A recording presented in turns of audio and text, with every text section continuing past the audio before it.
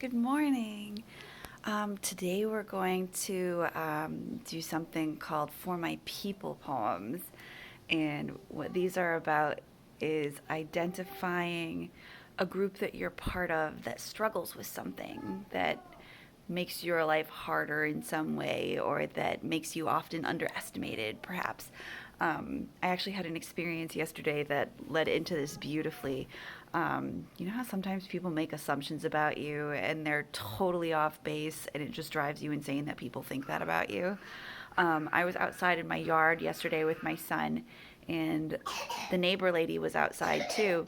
And she waved to me and said, "Oh, well, you're just getting kind of a long vacation, aren't you?" And I was like, "Excuse me? I'm working way harder. What do you mean I have a vacation? I am still teaching. I am doing it all online. I'm having to get really creative, use formats I've never used before. And I'm doing it all while doing childcare and having a little tiny bear growling around. Or, no, he's a dragon in the background. What do you mean I've got a vacation? Like, are you kidding me?" But it's that kind of assumption that ends up showing us our own value. Like, I didn't even realize how hard I was working until I had to clarify it to somebody else. Like, I was just doing it. And that's what we do a lot of the time. Like, when we're part of a group that struggles with something, instead of complaining about it, we just deal with it because what else are you going to do?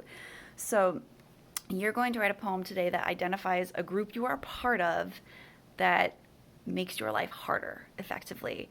And there's a lot of possibilities here. It could be that you're part of a group that has parents with ridiculously high expectations. Maybe it's because you have ADHD. Maybe you speak a different language at home. Maybe you are helping with the childcare for your siblings when your folks aren't home. Maybe you're part of the foster care system. Maybe your parents are in the middle of a divorce. Maybe you have a relative who's really sick. Maybe you care deeply about someone, a relative, a friend who makes really poor decisions and there's no way for you to help them, but you still love them anyway, but you have to listen to people trash talk them. There's a ton of possibilities here. Um, I am banning you from writing about the coronavirus, though. That's very universal right now, and we're going to do a whole other poem about that later. Um, it's going to have similar criteria to yesterday, but there's a couple of things I'm going to have you focus on. Number one thing I want you to focus on is be sure that you identify the group that you're part of that struggles and what it's like to be part of that struggle.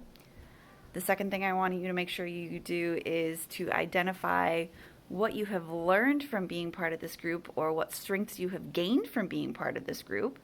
Third thing is I still want you to include literary devices. And fourth thing is I would like it to, again, be 20 lines long.